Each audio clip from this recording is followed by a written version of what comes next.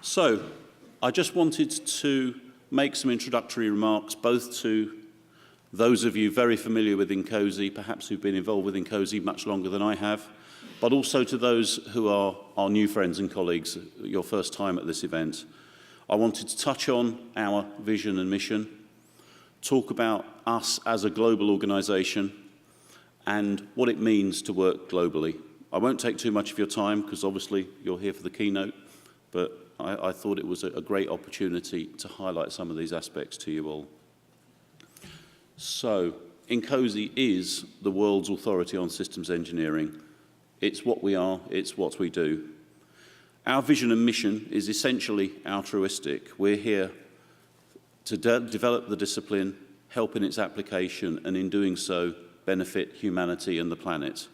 It's not hollow words, it's actually what we all believe, and in our various ways, it's part of what we do in our day jobs, in our INCOSE activities, and working together with friends and colleagues. One of the main ways we talk about that is in our Systems Engineering Vision 2025. That's a picture of the cover and the URL. If you haven't read that, it's free to download from that link. It's an excellent piece of work which talks about the challenges we all face, the role of systems engineering in addressing those challenges, and those grand challenges for the development of our discipline so that it can meet today and tomorrow's challenges. Interestingly, there's really two sets of outcomes that vision encourages us to develop and which are part of what we're doing here in INCOSE. Principally, the outcomes for society. Secondly, the outcomes where we have to carry on evolving as an organisation so we are able to meet those challenges. Like any organisation, we have a vision and mission and strategy, all those good things to help guide us. One thing we put in place a couple of years ago was a set of 7 5-year objectives to highlight key attributes of where we're trying to go so that from the board downwards and from our working groups, chapters and other committees upwards, we can have focus, we can judge where we're going and we can report on progress. These are the names or titles of the 5-year objectives. You'll see them displayed on the INCOSE booth in the exhibition hall. They're on our webpage. They come up multiple times in presentations. And these are the wordings of what's there. I won't read them all out here, but I'll note a couple of them. We have growth at the top, and that isn't growth for growth's sake. That's because with the more members, the more corporate members we have, that gives us impact, the ability to achieve outcomes and to accelerate those outcomes. And also growing, continuing to become an even more broadly based organisation allows us to represent and continue to change the society in which we operate. The other one I'll pick out is the one at the bottom, transformation. Again, the systems engineering vision is very clear about the fact that our discipline is evolving to become more model-based. Clearly, as engineers, we've always used models. This is about becoming ever more organised and structured in the use of those models as the common understanding of what we're doing in order to deliver successful systems ever more efficiently. So again, transformation led within our technical operations is one of those objectives.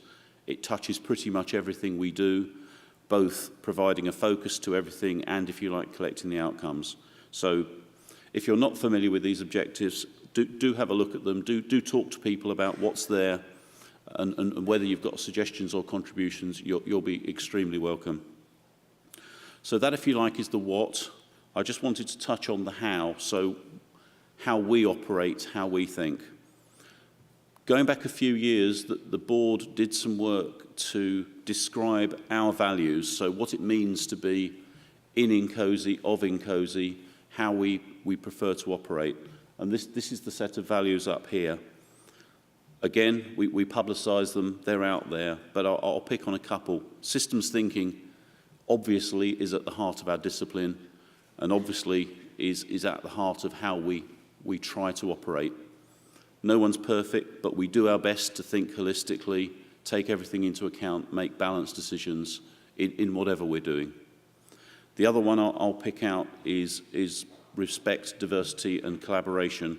This really reflects the fact that we are already a very broad church with members from the USA to Europe, to the Middle East, to Southeast Asia, to Australia. Don't think we've got any Arctic members, but I'm sure we're open to them.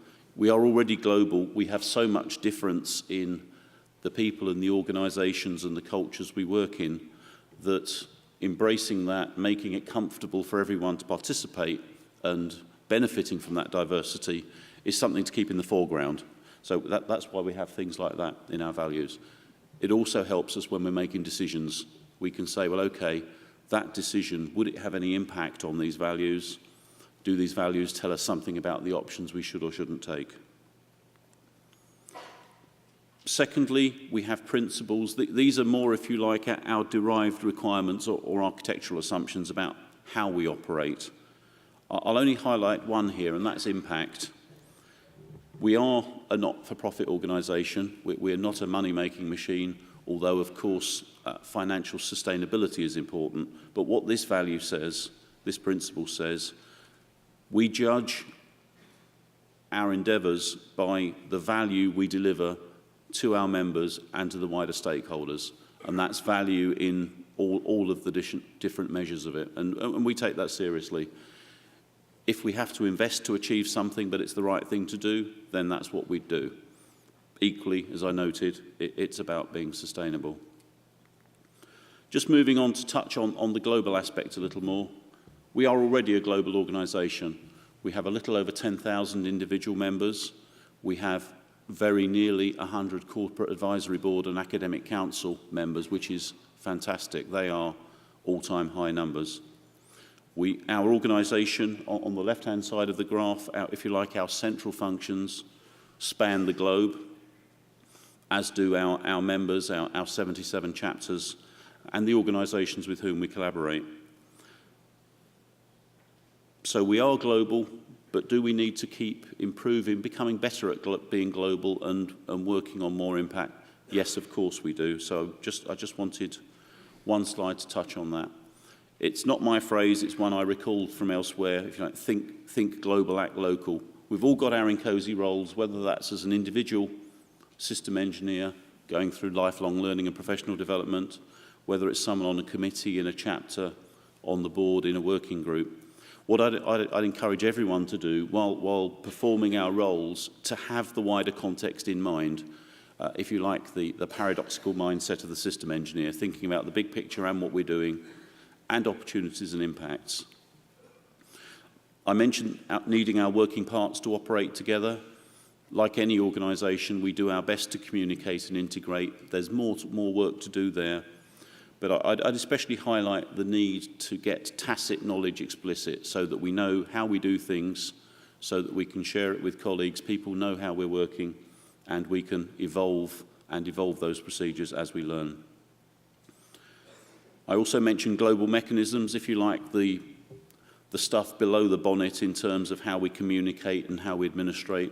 I recognise there's more things we need to do there to make it comfortable for everyone to participate and not feel excluded simply because of the culture or location from where they come.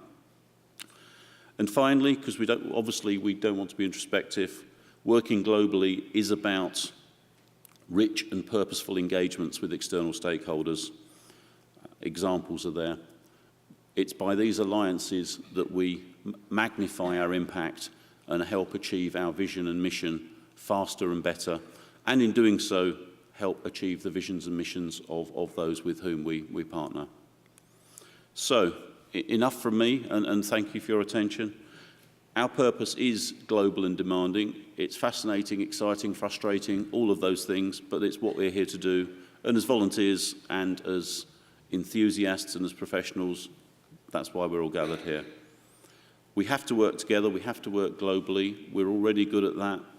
I know I can improve. Again, I encourage everyone to focus on what we can do better. And yeah, while you're here, while you're in conversations, try on think global and act local for size and see where it gets you. Anyway, thank you for your attention, and I'll hand back to Richard.